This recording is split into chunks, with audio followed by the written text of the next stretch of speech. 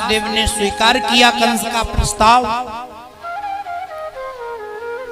बारात लेके आए वासुदेव मथुरा में। बड़े धूमधाम से कंस ने अपनी बहन देवकी का विवाह वासुदेव जी के साथ किया।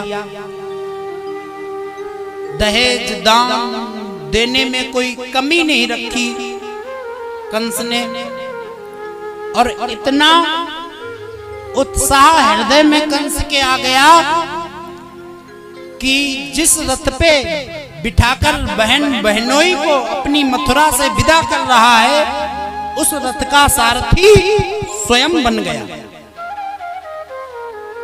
और जैसे ही रथ मथुरा के बाहर पहुंचा, आकाशवाणी हुई, हे कंस, जिस देवकी को तू इतनी हर्ष और उत्साह के साथ विदा कर रहा है, इसी देवकी का अष्टम गर्भ तेरा काल होगा। कंस ने कहा, काल? मेरा काल? वो भी मेरी बहन के गर्भ से? अरे ना रहेगा बांस और ना बजेगी बांसुरी। देवकी ही नहीं रहेगी तो काल जन्म कहां से लेगा? और एक बात बता दूं, मनोरथानाम दुर्जन मानवानाम, दुष्ट व्यक्ति का कभी विश्वास मत करना। दुष्ट अहंकारी व्यक्ति का कभी विश्वास मत करना। कब वो आपका सम्मान करने लगे और कब वो आपका अपमान कर दे, इस बात का कोई ज्ञान नहीं, कोई पता नहीं, विधाता तक नहीं जानते। और एक बात, मूर्ख व्यक्ति का, दुष्ट व्यक्ति का, अहंकारी व्यक्ति का दिया हुआ सम्मान नहीं कहलाता है, और दुष्ट मूर्ख अहंकारी व्यक्ति का किया हुआ अपमान नहीं कहलाता है। सम्मान क्या है? सम्मान वो है जो एक सम्मानित व्यक्ति के द्वारा प्राप्त हो, और अपमान भी वही है जो एक प्रतिष्ठित सम्मानित योग्य विवेकवान व्यक्ति के द्वारा मिले। वही अपमान है और वही सम्मान है। दुष्टों का कोई भरोसा नहीं, कब सम्मान दे दे और कब अपमान कर दे। कंस ने कहा, जिस देवकी को मैं इतना प्रेम कर रहा हूं, जिस देवकी का मैंने विवाह किया, ये देवकी मेरे काल को जन्म देगी, ऐसी बहन को जीवित ही नहीं छोड़ूंगा।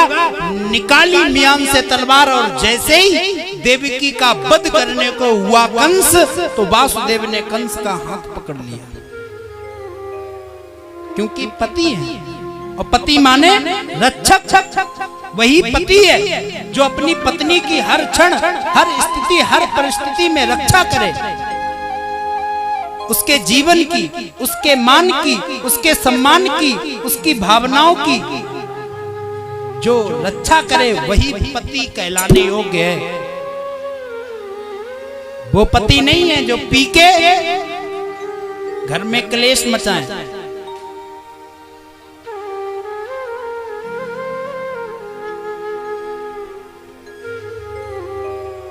वसुदेव ने कंस को रोका, हे कंस, क्या कर रहे हो? ये तुम्हारी बहन है, देवकी है, तुम इससे इतना प्रेम करते हो और इसी को मारने की कोशिश कर रहे हो। कंस ने कहा, वासुदेव, ये मेरी बहन थी लेकिन अब नहीं है। अब ये मेरे काल को जन्म देने वाली है। मेरे लिए ये अब बहन नहीं है, इसको मैं अब जीवित नहीं छोड़ूंगा। जब वासुदेव को पता लगा कंस तो जीवित छोड़ेगा ही नहीं देवकी को, तो वासुदेव ने एक दूसरी नीति अपनाई, और ये नीति बड़ी अच्छी है। हाँ, और सबायजपुर वालों के लिए विशेषकर ये नीति बहुत अच्छी है। जान लो, हो सकता है कभी काम में आ जाए, तो आ जाएगी।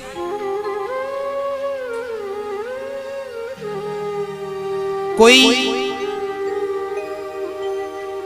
बड़े पद पे बैठा हुआ व्यक्ति है, थोड़े से, और बड़ा अहंकारी है, बड़ा मूर्ख है, और जो अहंकारी है वो मूर्ख तो होता ही होता है, क्योंकि अहंकार मूर्खता की पहचान है। अब मूर्ख व्यक्ति कोई है ये कैसे पता चलेगा? कोई उसके सींग तो जमे नहीं होते, हम आप जैसे ही होते हैं। अहंकारी मूर्ख व्यक्ति की पहचान ही है अहंकार। जिसमें अहंकार है तो ये जान लो, ये मान लो, ये समझ लो कि ये व्यक्ति महामूर्ख है। सुनो भैया, तो दुष्ट अहंकार और मूर्ख व्यक्ति से कभी आपको कोई काम पड़ जाए और आपको उससे हर हाल में अपना काम बनाना है, तो कैसे बनाओगे? मैं बताता हूं। जाओ उसके पास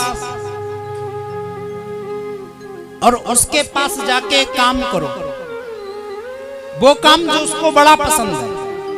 और दुष्ट अहंकारी मूर्ख व्यक्ति को क्या पसंद है? अपनी प्रशंसा सुनना, अपनी तारीफ सुनना।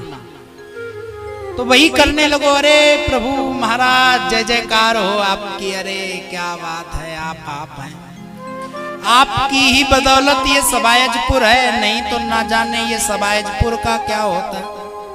अरे आप क्या जानो, हर गली में, हर चौराहे पे, हर घर में आपकी ही चर्चा चलती है। आपके प्रशंसक बहुत हैं सबायजपुर में, आप नहीं जानते हैं। आधा सबायजपुर तो आपको अपना भगवान मान बैठा है, हाँ, कि जिस पे वो प्रसन्न उसका कोई बाल बांका नहीं कर सकता, और जिससे वो प्रसन्न नहीं है वो अपनी सुरक्षा स्वयं करे। बोलो राधे। ऐसी बड़ी तारीफ करने लगो उसके सामने। अरे आप क्या जानो कि आप क्या हो, आप तो जानते ही नहीं कि आप क्या हो, क्योंकि आप बड़े सीधे हो। अरे हमसे पूछो, हम जाते हैं जब लोगों के बीच में, तो सिर्फ अगर किसी की बातें होती हैं तो वो आपकी ही होती हैं। आपके गुणगान लोग गाते हैं, आप बड़े महान हैं, आप बड़े दीन दयाल हैं। खूब तारीफ करो और फिर उससे जो चाहो वो करा लो। हाँ, जो चाहो वो करा लो, जरा सी भी देर नहीं करेगा, आपका काम कर देगा। और वही वासुदेव ने किया। वासुदेव ने क्या किया? तारीफ करने लगे कंस की। अरे कंस तुम तो वीर हो, वीरों के भी महावीर हो। अरे एक से एक बड़े वीर तुमसे कांपते हैं, डरते हैं, घबराते हैं। और वीरों के वीर महावीर महाभट्ट कहलाते हो, और तुम्हें नहीं शोभा देता नारी पर हाथ उठाते हो। तुम्हें शोभा नहीं दे रहा है कंस, ये अबला है,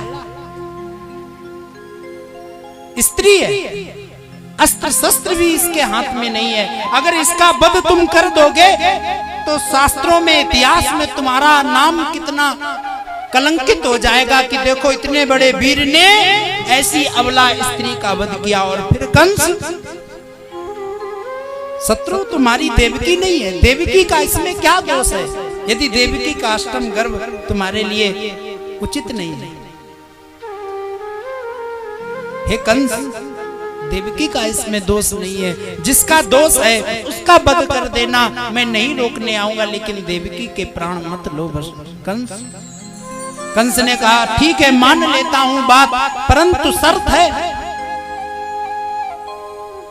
और शर्त यह है कि हथकड़ी बेड़ियां पहननी पड़ेंगी। वासुदेव ने कहा मंजूर है।